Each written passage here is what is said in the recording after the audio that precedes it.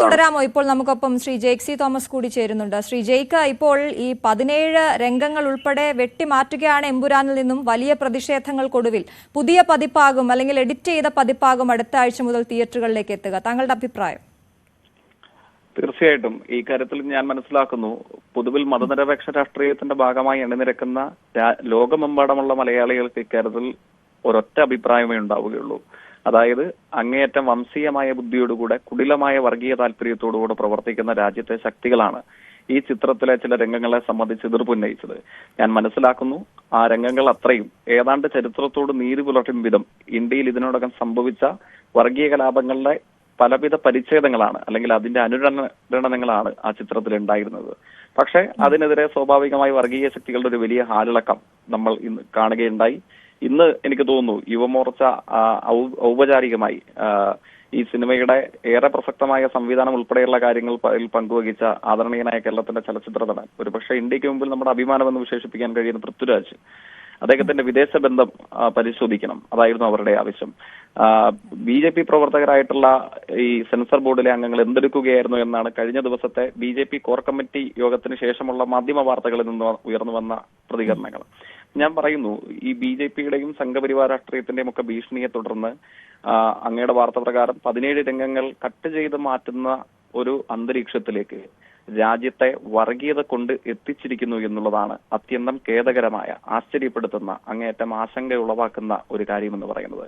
നമ്മളുടെ നാട്ടിൽ ആവിഷ്കാര സ്വാതന്ത്ര്യത്തിന്റെ ഭാഗമായിട്ട് മതങ്ങൾ, സമുദായങ്ങൾ, ജാതികൾ, രാഷ്ട്രീയ പ്രസ്ഥാനങ്ങൾ, വ്യത്യസ്ത ആശയധാരകൾ, മാധ്യമങ്ങൾ ഇവയൊക്കെ പല കാലയളവിൽ ദയാരഹിതമായ വിമർശനത്തിന് ഇടയാക്കിയിട്ടുണ്ട്.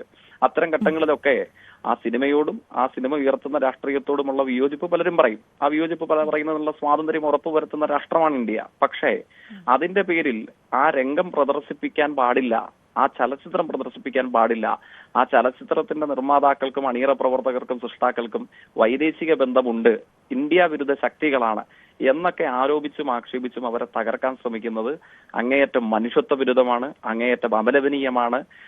ഇന്ത്യ എന്ന ആശയം എന്തൊക്കെ മൂല്യങ്ങൾ ഉറപ്പു നൽകുന്നോ അതിനെ മുഴുവൻ തകർത്ത് കളയുന്ന, അതിന്റെ കടക്കൽ കത്തിവെക്കുന്ന ഏർപ്പാടാണ് മിനിമം ഭാഷയിൽ പറഞ്ഞാൽ. ശരി ശരി, വളരെയധികം നന്ദി ശ്രീ ജെയ്ക്സി തോമസ് ഞങ്ങളോട് പ്രതികരിച്ചതിന്. ഒരിക്കൽ കൂടി നവമിയിലേക്ക് പോവുകയാണ്. നവമി, ഇനി ഈ വിഷയത്തിൽ ഇതുവരെ ഉണ്ടായിരുന്ന പ്രതികരണങ്ങൾക്കപ്പുറം കൂടുതൽ പ്രതികരണങ്ങളിലേക്ക് പോകേണ്ട സമയമാണെന്ന് തോന്നുന്നു. കാരണം ഇടപെടൽ ഉണ്ടായിരിക്കുന്നു. സിനിമയ്ക്കെതിരെ വന്ന വലിയ വിമർശനങ്ങൾക്കൊടുവിൽ സിനിമയിലെ ഭാഗങ്ങൾ വെട്ടിമാറ്റുന്നു. ആ ശബ്ദം പലയിടത്തും പ്രേക്ഷകരിലേക്ക് എത്താതെ ആ സിനിമ സംവിധായകൻ ഉദ്ദേശിച്ച രീതിയിലാകില്ല ഇനി പ്രേക്ഷകരിലേക്ക് എത്തുക. തീർച്ചയായും അശ്വതി, ഇനി അണിയറ പ്രവർത്തകർ ഇനി ഇതിൽ ഏതെങ്കിലും തരത്തിലുള്ള ഒരു വിശദീകരണവുമായി രംഗത്തെത്തുമോ എന്നാണ് നമ്മൾക്കിനി നോക്കിക്കാണേണ്ടത്. കാരണം അത്രയേറെ വിവാദം ഈ സിനിമ ഇറങ്ങിയതുമായി ബന്ധപ്പെട്ട് ഉണ്ടായിരുന്നു.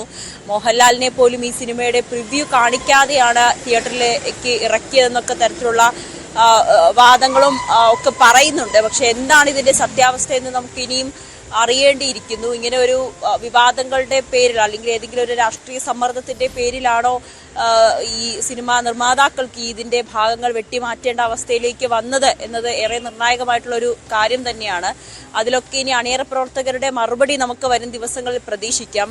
എന്തായാലും തിങ്കളാഴ്ച മുതൽ എമ്പുരാന്റെ പുതിയ വെട്ടിമാറ്റിയ ഭാഗങ്ങളായിരിക്കും തിയേറ്ററിൽ പ്രദർശിപ്പിക്കുക. പക്ഷെ അത് ഏത് വിധത്തിലാകും ഇനിയിപ്പോൾ ആ സിനിമയെ പ്രേക്ഷകർക്ക് ഇഷ്ടപ്പെടുക എന്നുള്ളത് അത് നോക്കി കാണേണ്ടിയിരിക്കുന്നു. കാരണം അതിൽ പ്രധാനപ്പെട്ട ഭാഗങ്ങളാണ് ഇനി വെട്ടിമാറ്റേണ്ടത്, പ്രധാനപ്പെട്ട സംഭാഷണങ്ങളാണ് വെട്ടിമാറ്റുന്നത്, ചില ഭാഗങ്ങൾ മ്യൂട്ട് ചെയ്യുന്നുണ്ട്.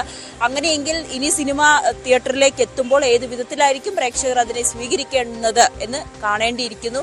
നിർമ്മാതാക്കൾ അല്ലെങ്കിൽ സിനിമയുടെ അണിയർ പ്രവർത്തകർ ഇതുമായി ബന്ധപ്പെട്ട് ഇതുവരേക്കും പ്രതികരണവും നടത്തിയിട്ടുമില്ല. അശ്വതി. ശരി, നവമി ദിനേശാണ് കൊച്ചിയിൽ നിന്നും വിവരങ്ങൾ നൽകിയത്.